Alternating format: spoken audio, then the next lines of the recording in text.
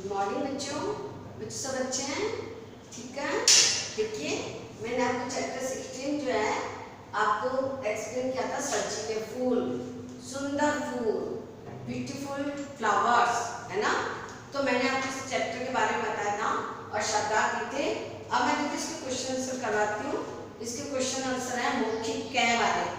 कै वाले में जो है आपको सेंड करूंगी। तो सबसे पहले सुन लीजिए कि माली के अनुसार फूल कहाँ से आते हैं। बच्चों माली के अनुसार फूल कहाँ से आते हैं? तो माली के अनुसार फूल पेड़ के भीतर से आते हैं। माली के अनुसार फूल पेड़ के भीतर से आते हैं।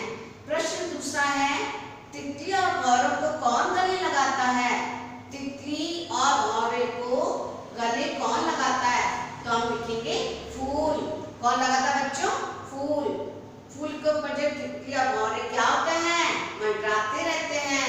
ठीक है। प्रश्न तीसरा है, इस कविता में कौन प्रश्न कर रहा है?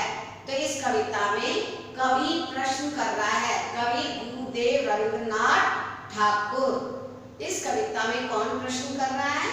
इस कविता में कवि गुरुदेव रविंद्रनाथ ठाकुर प्रश्न कर रहे हैं।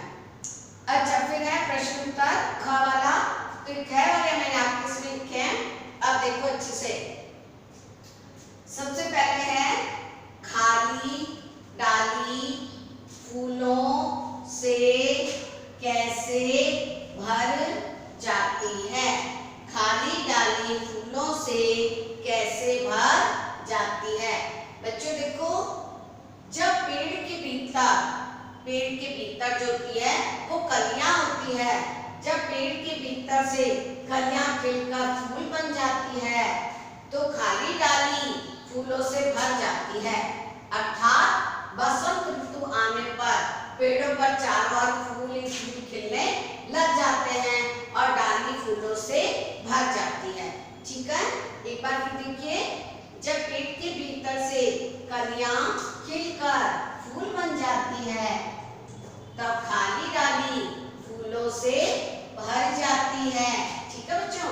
अर्थात बसंत ऋतु आने पर पेड़ों पर चारों ओर फूल ही फूल खिलने लग जाते हैं और डाली फूलों से भर जाती है। ठीक है। प्रश्न, फूल किस प्रकार सज धज कर बाहर आते हैं? तो फूल कैसे सज धज कर बाहर आते हैं बच्चों? फूल जो है अनेक रंगों से, कैसे? फूल अनेक रंगों से सज धज कर बाहर आते हैं। अनेक रंग बिरंगे फूल होते हैं बच्चों, तो इसलिए जो है फूल अनेक रंगों से सज धज कर बाहर आते हैं। प्रश्न तीसरा है, इस कविता से आपको क्या सीख मिलती है? इस कविता से आपको क्या सीख मिलती है? तो बच्चों देखो, इस कविता से हमें यह सीख मिलती है कि समय व प्रकृति के नियमों के अनुसार जब समय आता है, जब समय होता है तभी व्यक्ति इस पृथ्वी पर जन्म लेता है ना, और समय आने पर उसकी मृत्यु होती है। ये सब विधाता और प्रकृति के नियमों के अनुसार होता है बच्चों। तो देखो, इस कविता से हमें यह सीख मिलती है कि समय व प्रकृति के नियमों के अनुसार, समय व प्रकृति के नियमों के अनुसार सारे कार्य होते हैं। बसंत आने पर फूलों का खिलना व पतझड़ आने पर मुरझा जाना। देखो समय, अगर ऋतु आती है प्रकृति के अनुसार, बसंत ऋतु आती है तो फूल क्या होते हैं? खिलने लगते हैं। फूलों का खिलना व पतझड़ आता है तो फूल सारे मुरझा जाते हैं, अर्थात पेड़ से अलग हो जाते हैं, गिर जाते हैं। उसी प्रकार मनुष्य का जीवन जो है वो जीवन मरण विधाता के लिखे अनुसार होता है। विधाता यानी भगवान ईश्वर, मनुष्य का जीवन मरण विधाता के लिखे अनुसार होता है ना बच्चों। जब फूल और मनुष्य इस धरती पर आते हैं, सबको खुशियां देते हैं और चले जाते हैं। अर्थात व्यक्ति का जन्म होता है, वो इस पृथ्वी पर सारे कार्य करते हैं, मनुष्य को खुशियां देते हैं। उसी प्रकार फूल भी जो है जब खिलते हैं तो सबको खुशबू देते हैं, है ना बच्चों। फूल खिलकर सबको जो है क्या देते हैं? खुशबू देते हैं। फूल हमेशा खिला रहता है, अर्थात हंसने, ऐसा लगता है जैसे फूल हंस रहा हो, तो मनुष्य को खुशियां और जो है क्या दिखता है, मुस्कुराहट देते हैं।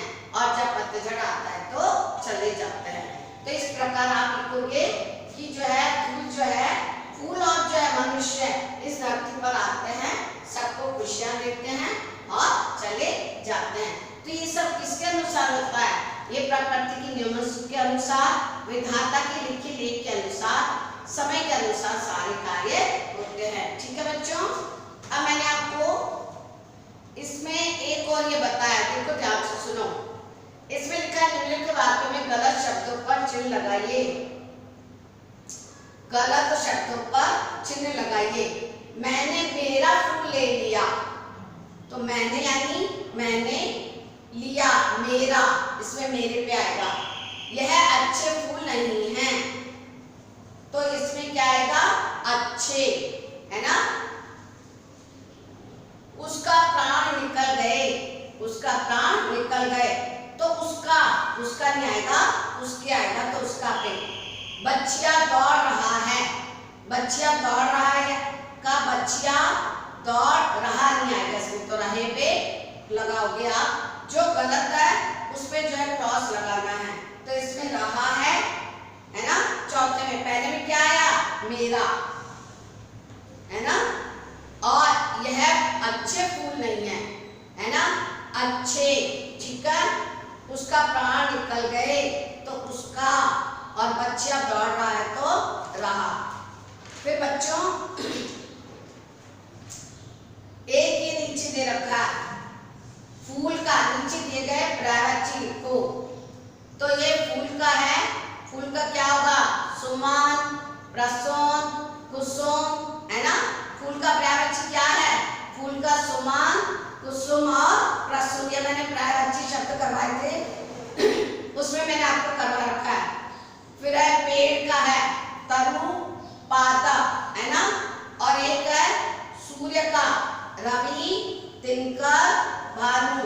सूर्य का क्या है बच्चों, रवि, दिनकर, भानु। और फूल का क्या है, सुमन, कुसुम, प्रसून। और पेड़ का तरु, पेड़, पादप, ठीक है। पेड़ का क्या है, तरु यानी, और वृक्ष भी हो सकता है, पेड़ का वृक्ष, तरु, पादप, ठीक है। और सूर्य का दिनकर, रवि, भानु। तो मैंने आपको ये बता दिए सारे। इसमें जो है बच्चों से एक प्रश्न किया गया है कि राष्ट्रीय फूल में एक राष्ट्रीय फूल बनाना। मैंने आपको बताया था ना, आपके पास अगर बुक है तो कविता मत लिखना, और जो है आप सुंदर सा एक फूल बनाना, है ना। और जो उसमें कलर भर देना, उसके बाद प्रश्न उत्तर कर देना, ठीक है। तो सबसे पहले आप क्या करोगे, मैंने आपको एक कविता लिखवाई थी, तो आप कविता, अगर आपके पास बुक है तो कविता मत लिखना, सब प्यारा सा फूल का चित्र बनाना और उसमें रंग भरना। और आपको क्या करना है, शब्दार्थ मैंने दे दिए, का प्रश्न जो है मैंने आपको एक्सप्लेन कर दिया, मैं आपके व्हाट्सएप नंबर पर सेंड करूंगी। और एक है वाले मैंने आपको लिख दिए है, बाकी ये वाले जो है ये वाले आप बुक में करोगे। बच्चों बुक वाला जो काम होता है वो बुक में करा करो, और कॉपी वाला जो मैं कहती हूँ कॉपी में, तो कॉपी में फूल का चित्र बनाओगे और कै वाले प्रश्न का लिखोगे, है ना। और जो सुंदर सुंदर रंग भी भरोगे फूल का। कौन से फूल का, राष्ट्रीय फूल, है ना। इसका बनाकर रंग भर के, और आपको हमने क्या रखा, मंडे को कॉपी लेके आया करो। अगर आप किसी कारणवश मंडे को नहीं आ पाते तो आप ट्यूसडे को भी कॉपी ला सकते हो और चेक करवा के आप ले जा सकते हो, ठीक है। तो अपना वर्क कंप्लीट करिए, अच्छी पढ़ाई करिए, और हमेशा फूलों की तरह खिलते रहिए, है ना, मुस्कुराते रहिए। ओके बेटा, थैंक यू।